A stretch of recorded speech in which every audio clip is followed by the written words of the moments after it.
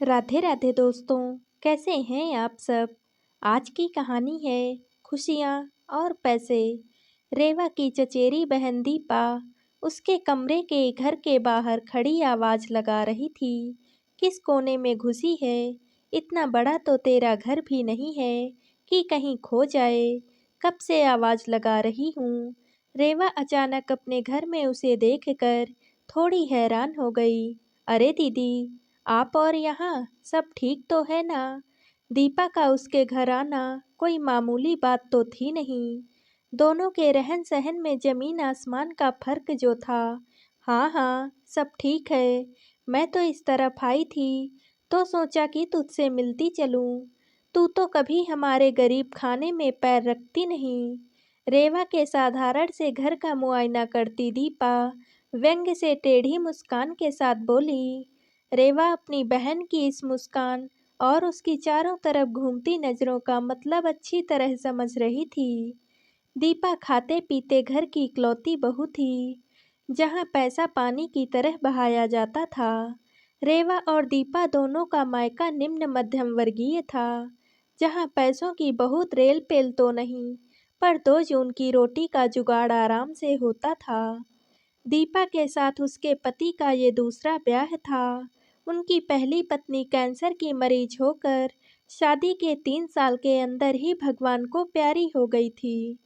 उसी दिन से उन्हें धन संपत्ति से कुछ विरक्ति सी हो गई थी कि जो पैसा उनकी जान से प्यारी पत्नी को उनसे छीनने से न बचा सका, उसका होना न होना क्या मायने रखता है। दीपा के सपने बचपन से ही बड़े थे, जो युवावस्था तक आते आते जिद में बदल गए थे। उसे पता था कि उसके माता पिता को उसके लिए बड़ा घर नहीं मिल सकता है। इसलिए जब दूर के किसी रिश्तेदार ने दीपा के लिए ये रिश्ता सुझाया, तो दीपा ने तुरंत अपने माता पिता से इस रिश्ते के लिए हाँ कह दिया था। दूसरी ओर रेवा के घर की आर्थिक स्थिति बहुत अच्छी नहीं थी। उसने भाई के साथ काम करने वाले आयुष्मान के साथ प्रेम विवाह किया था, जिसमें उसके माता पिता की रजामंदी भी शामिल थी। वो जानते थे कि लड़का अच्छा और मेहनती है। छोटी सी नौकरी और ज़्यादा तनख्वाह न होने के बावजूद रेवा के माता पिता ने इस विवाह के लिए सहर्ष सहमति दे दी थी, क्योंकि उनका स्वयं का आर्थिक स्तर कोई बहुत ऊंचा नहीं था और वो समझते थे कि उनकी बेटी अपने भावी जीवन में भली प्रकार से सामंजस्य कर लेगी। परिवार के नाम पर आयुष्मान और उसकी बड़ी बहन थे। बहन विवाहित थी और अपनी गृहस्थी में व्यस्त थी। जब तक आयुष्मान अकेला था, तब तक तो हफ्ते 10 दिन में मायके आती थी, लेकिन उसके रेवा से अब ब्याह के बाद वो भी निश्चिंत हो गई कि अब भाई का घर भी बस गया। गाहे बगाहे आती भी तो बड़ी ननंद का प्यार बरसाने के लिए, ना कि नुक्ताचीनी करने के लिए। हालात ने दोनों भाई बहनों को इतना परिपक्व तो कर ही दिया था कि उन्हें रिश्तों की कद्र थी। उनके जैसी रेवा जब उनके छोटे से परिवार में जुड़ गई, तो प्यार और अपनापन खुलकर बरसने लगा था। घर बेशक छोटा सा था, एक कमरे के साथ रसोई, जहां एक समय में केवल एक व्यक्ति ही खड़ा हो सकता था, लेकिन फिर भी रेवा का चेहरा शादी के बाद चमक उठा था।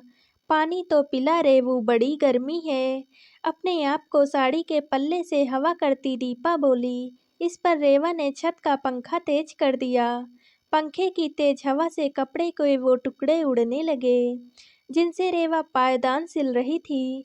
पास की ही एक फैक्ट्री में रेवा पुराने कपड़ों से पायदान बनाकर बेचती थी। कपड़े फैक्ट्री वाले मुहैया कराते थे और घर बैठे रेवा को कुछ आमदनी भी हो जाती थी। कपड़े उड़ते देखकर दीपा के चेहरे पर उपहास उड़ाने वाली मुस्कुराहट आ गई। उसने पानी का एक घूंट पीते ही बुरा सा मुंह बनाया।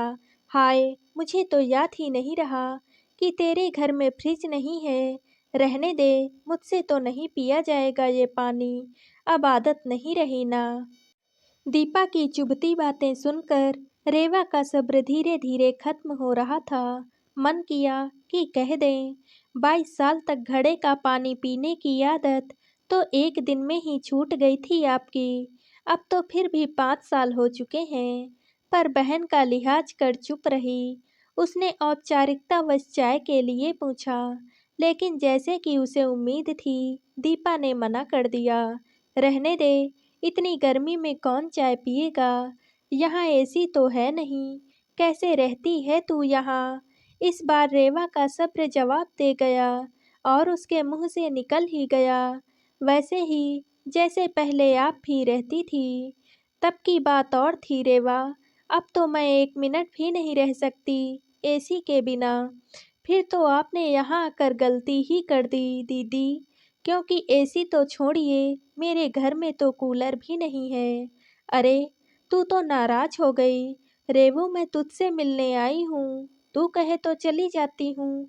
अपनी बड़ी बहन की बात सुनकर रेवा चुप लगा गई, पर अब वो मन ही मन सोच रही थी कि दीपा जल्दी यहाँ से चली जाए, वरना कहीं आयुष्मान के सामने कुछ कहेगी तो वो बर्दाश्त नहीं कर पाएगी। वैसे भी उसकी ट्यूशन क्लास का टाइम होने वाला था।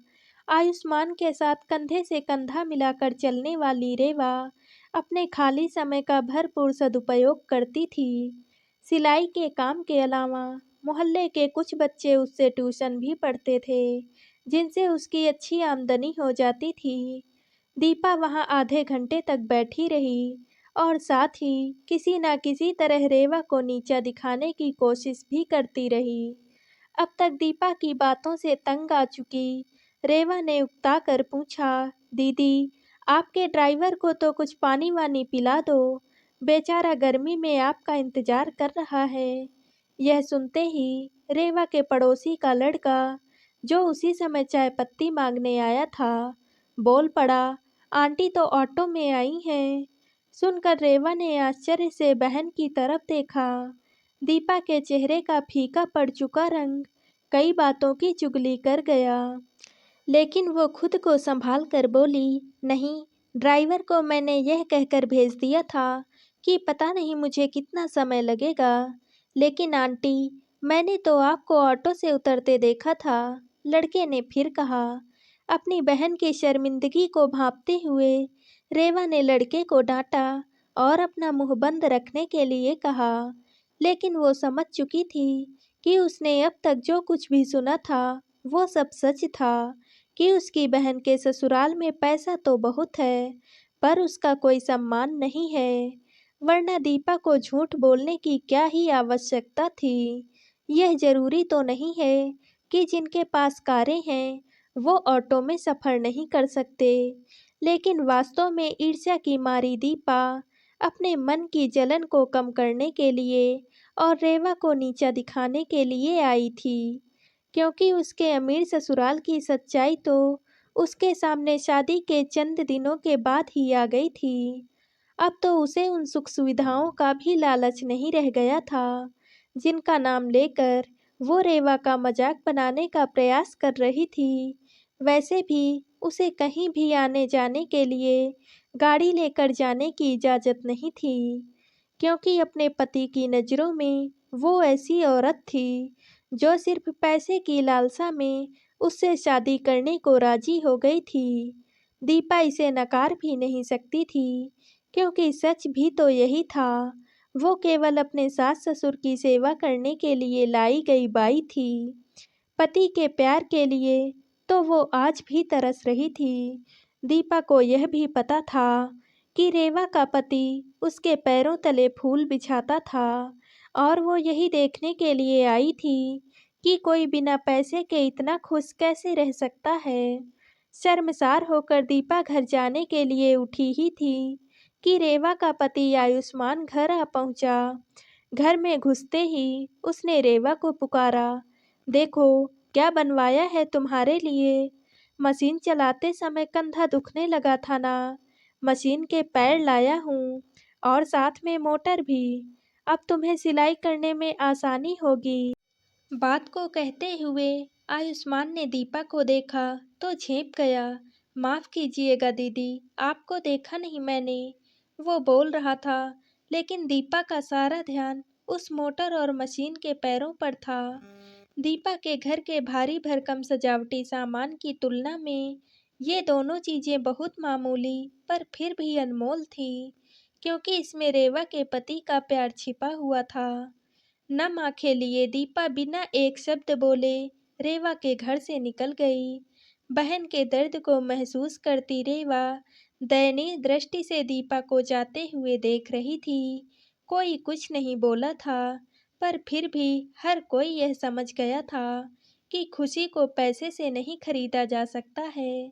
ये तो पति पत्नी का आपसी प्यार और सम्मान है, जो दिलों में खुशी की रोशनी फैलाता है।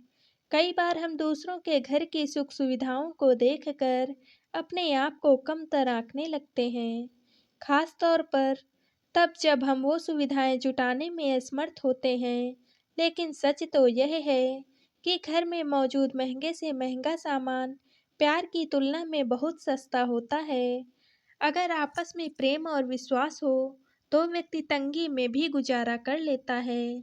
लेकिन सोने चांदी के सिक्के भी हों पर परिवार में प्रेम नहीं, परवाह नहीं, तो जीना मुश्किल हो जाता है। मैं ये नहीं कहती कि पैसों की सुख सुविधाओं की आवश्यकता नहीं होती, जरूर होती है, पर पहली आवश्यकता प्यार और सम्मान की होती है। सुख सुविधाएं तो इंसान अपनी हिम्मत के बल पर जुटा ही सकता है। दोस्तों, आप सबको ये कहानी कैसी लगी कमेंट करके ज़रूर बताइएगा, और वीडियो को लाइक व शेयर कीजिएगा। और कहानियों से जुड़ने के लिए हमारे चैनल को सब्सक्राइब करना बिल्कुल भी ना भूलिएगा। कल मिलते हैं एक और नई कहानी के साथ। बहुत बहुत धन्यवाद।